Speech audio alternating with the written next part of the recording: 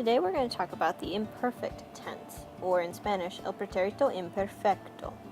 Now in Spanish, when we speak in the past, we know there are two tenses that we can use, the preterite or the imperfect. Today we're going to learn a little bit more about the imperfect and how it works. Usos. Well, the imperfect is really a description of the past, like a narration. You're using it to set the scene. So if you think about the start of a play and how they give you a little bit of information at the beginning to kind of get you so you know what's happening, that's the imperfect. When we're talking in the past, it's commonly translated as was or were plus ing, like I was running, or you used to do something. Now, here we have watch dep. It is a helpful acronym to remember when to use the imperfect typically. These situations commonly use the imperfect in the past.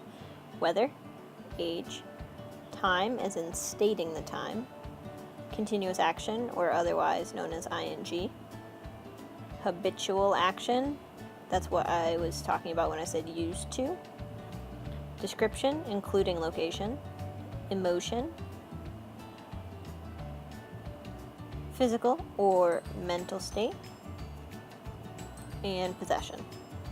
Here we have some examples of that watch dep acronym in action in both English and in Spanish. So W, weather. It was sunny out. In the imperfect, hacía sol. You're setting the scene. I was 10 years old. Age.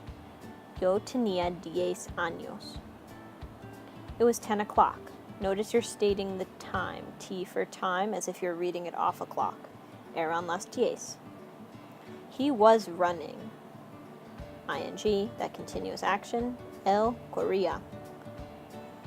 I used to go to the beach. Habitual action, that used to.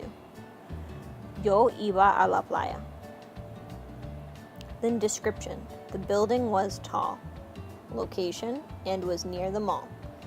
El edificio era alto y estaba cerca del centro comercial. They were happy. Emotion. Ellos estaban contentos. She was sick. Ella estaba enferma. An example of a physical state. We had a fish.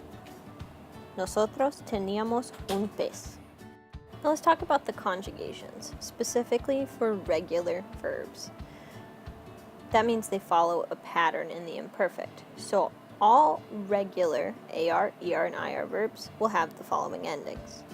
For AR verbs, we use aba, abas, aba, abamos, notice the accent, abais, and aban. Those are the endings you need in the imperfect. Ia, ias, ia, íamos, iais, ian.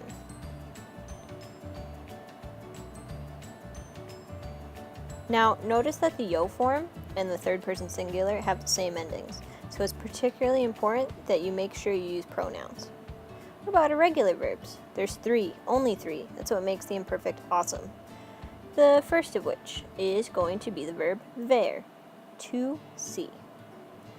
In the imperfect, it is conjugated as veía, veías, veía,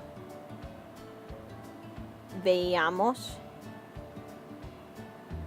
veíais, veían. Notice all those accent marks. Tons and tons and tons of accents. So in each conjugation, it's going to have one. Second irregular verb, ir, to go. Iba, ibas, iba, íbamos, ibais, iban. And then we've got ser, which is to be. Now remember we have two to be's in Spanish. This one is used in the case of doctor. So we've got description, occupation, characteristics, time or date, origin, and relationships. Our conjugations are going to be included on this chart. Era, eras, era, éramos, erais, eran. That's your last irregular. Keep in mind that you're going to have a couple words that pop up with the imperfect a lot. Things like cada día, con frecuencia, cada año, things that imply a habit, things that happen frequently. These types of words are going to imply that you need to use the imperfect in whatever activity or goal you're trying to achieve. Gracias, buena suerte con el imperfecto. Adiós.